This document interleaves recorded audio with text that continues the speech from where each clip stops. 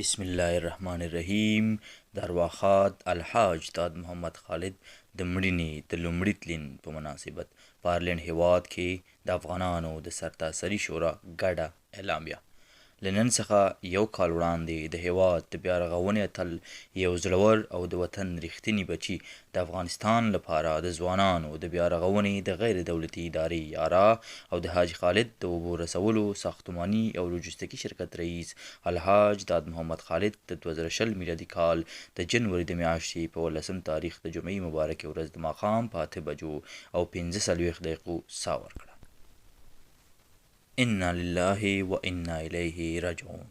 راځئ چې په شریکه د ارواښاد خالد د لومړي تلین د رارسېدو په مناسبت د هغه روح ته د دعا لاسونه لپه کړو. د مرحوم خالد ټولې قدرمنې کورنۍ، د روداتو قدرمنو ولسونو، د لوی ننګرهار او په ټوله کې افغان غیرتي ملت ته د تسلیت مراتب وړاندې کوو.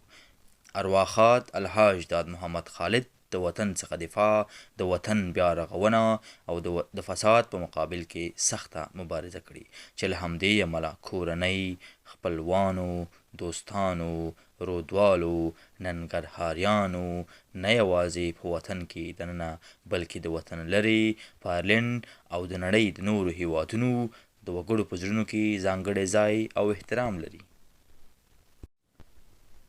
ارواښاد خالد په هیواد کې د امن، یووالي او بدبختیو د ورکېدو هیله لرله. ارواښاد خالد به هر وخت په خپلو ویناوو کې ویل د هیواد دښمنانو ته اجازه نه ورکوو چې زموږ قومونه سره په یو او بل نوم وویشي، بلکې نور به هم د هغوی پر وړاندې په قوت راپورته کیږو او یووالی به لا پیاوړی کوو او کار به ورته کوو. د ارواښاد خالد نشتون د هیواد لپاره لویه ضایعه ده. اوس چې په هیواد کې د سولې په برخه کې یو استثنایي فرصت په لاس راغلی دی، د ارواښاد خالد د هیواد د دفاع نورو شهیدانو او ټولو دردېدلو هیوادوالو ستر ارمان دایمي سولې او ثبات ته نږدې شوي وو. دا ورځ د خدای جل جلاله ژر تر ژره راولي ترڅو په هیواد کې هر افغان د سولې په سیوري کې باعزته ژوند وکړي. ژمنه کوو چې د ارواښاد په قدم به قدمونه ږدو. دا چې د ارواښاد خالد او د ټولو افغانانو ستر ارمان په هیواد کې دایمي سوله او ثبات دی. شورا به د سولې په راوستلو کې له هیڅ هڅې دریغ نه کوي او له دې راسته راغلي بې مخینې فرصت څخه به د سولې په برخه کې ښه ګټه پورته کوي.